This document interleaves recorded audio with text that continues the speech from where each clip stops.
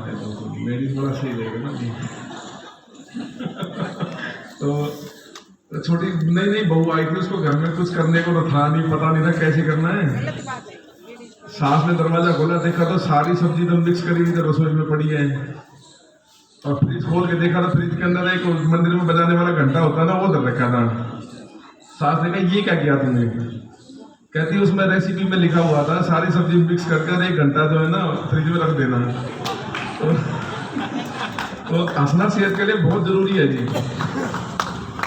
अगर आप लोग हंसते रहेंगे तो अपने परिवार पे बहुत अच्छा ध्यान दे सकते हैं। हमारा जीवन शुरू होता है बचपन से। हम बचपन में छोटे छोटे जब होते थे तो हम देखते थे हमारे चाचा ताऊ कैसे बिहेव कर रहे हैं, हमारे भाई कैसे बिहेव कर रहे हैं, हमारे मम्मी पापा क्या बोल रहे हैं घर में। हम जिस भी तरीके की बात करते हैं ना, आज कल्चरल प्रोग्राम है इसलिए मैं थोड़ा सा बता रहा हूँ, हम जिस तरीके की बात करेंगे अपने बच्चों के सामने, हमारे बच्चे के अंदर वही गुण आएंगे गारंटेड।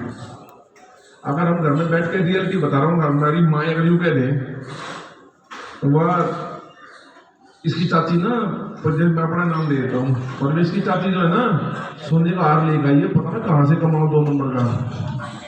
तो हमारा बेटा वही सुन रहा था, वो जेलसी फील करने लग जाएगा अपनी चाची से बिना मतलब, मैं ही फील करने लग जाऊंगा। तो हमारे घर में ना हमें सोच समझ के बातें करनी चाहिए, जिससे हमारे बच्चे सुन के ना वो एक्ट ना करें। हम अपने परिवार की बुराई करते हैं बैठ के, या किसी की भी बुराई करते हैं, उनके दिमाग में फीड हो जाता है ऑटोमेटिकली। हम अपने बच्चे को सर्वाइव करने की पहली सीढ़ी वहां देते हैं। फिर दूसरा, हम अपने पेरेंट्स के प्रति क्या बिहेवियर करते हैं, बच्चे वो भी सीखते हैं। अगर पता लगा कि बहुत गरीब मरता भी नहीं बूढ़ा ससुर के बारे में अगर ऐसे बोले कि वो बूढ़ा मरता भी नहीं या बुढ़िया मरती भी नहीं, तो वो ये चीजें आगे लेके जाएगा। बेटी होगी तो आगे सीख के कैरी फॉरवर्ड करेगी। और आप लोगों को बहुत ही सेंस में कंट्रोल करके चीयरफुलनेस तरीके से अपना घर चलाना पड़ेगा, ताकि आपके बच्चों के अंदर वो संस्कार हैं जो आप चाहते हो। नहीं तो बुढ़ापे में आपका दिन दूर नहीं जो आपके साथ भी बुरा ना हो जाए। हमने थोड़े से बड़े हुए, बड़े होने के बाद क्या हुआ, जैसे अब हम में से कुछ लोग जो है सारे के सारे सफेद बालों वाले भी हैं। अब हम क्या करते हैं, हमने अपने बच्चों को संस्कार तो दे दिए, पहले हम रोटी कमाने के चक्कर में लगे रहे, पैसों के चक्कर में लगे रहे, इधर से आ जाए उधर से आ जाए, या कहीं से भी इनकम का सोर्स बढ़ाएं, लेकिन हमने बच्चों से इंटरेक्शन खत्म कर दी। अब बच्चों से इंटरेक्शन खत्म कर दी तो नुकसान क्या होगा इसका नुकसान ये होगा कि जब आप फ्री टाइम होएगा आपके पास, जब आप नौकरी से रिटायर हो गए, आप घर में बैठोगे जाके, तो आपके बच्चे आपके नजदीक नहीं आएंगे। क्यों? उनकी प्रायोरिटी अलग होगी, उनका सर्कल अलग होगा, उनके इंटरेस्ट अलग होंगे, वो आपसे जुड़ेंगे नहीं। आप कहोगे ना, अरे भाई बैठ जाए करे, दिमाग खराब है, देगा। सच्ची बताना, जब आप जवान थी मेरे को दोस्तों के साथ जाना है, सच है कि नहीं है, या मुझे फ्रेंड्स के साथ जाना है, ये रियलिटी है।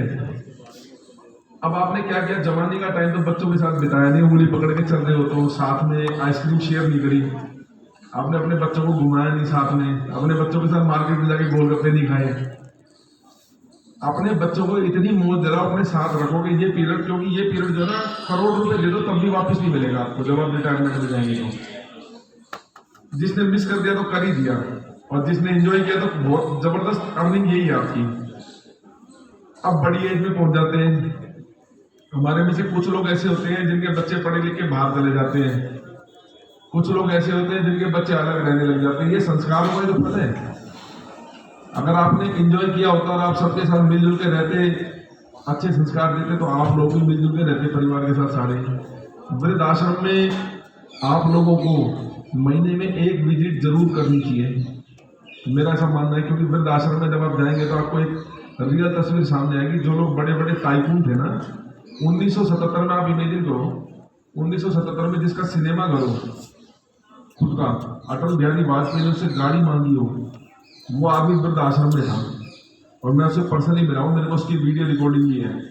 वो आदमी इतना जिंदा दिल था, लेकिन सब कुछ एकदम आंखों के सामने बिगड़ता चला गया। एक दिल्ली पुलिस के सब इंस्पेक्टर थे, वो भी वृद्ध आश्रम में थे, उनके साथ भी ट्रेजेडी मिली। लेकिन हम लोग वहां जाके क्या करेंगे, अपने बच्चों को दिखाएंगे कि ये ट्रेजेडी किसी के साथ भी हो सकती है, और उनको समाज के प्रति एक जीना सिखाएंगे कि हमारी जिम्मेदारी भी है कुछ। ये नहीं सिर्फ हम समाज से लेना लेना सीखे, समाज को देना भी चाहिए। बच्चों को ले जाए वहाँ पे 1-2 फ्रूट ले जाए, उन बुजुर्गों को हाथ पकड़ के पूछ ले बुखार तो नहीं है, लेडीज चाहे लेडीजों को संभाल कर ले, जेंट्स चाहे जेंट्स की संभाल कर ले, कोई छोटी मोटी आइटम ले जाए तो खुश हो जाए वो। वो लोग है ना, उनकी आंखें पथरा जाती है, वो लोग दीवार की तरफ देखते रहते हैं कि हमारे से मिलने के लिए कोई आए। उनको मिलने कोई नहीं आता, उनके बच्चे बाहर सेटल रहे, वो पैसे भेज देते हैं।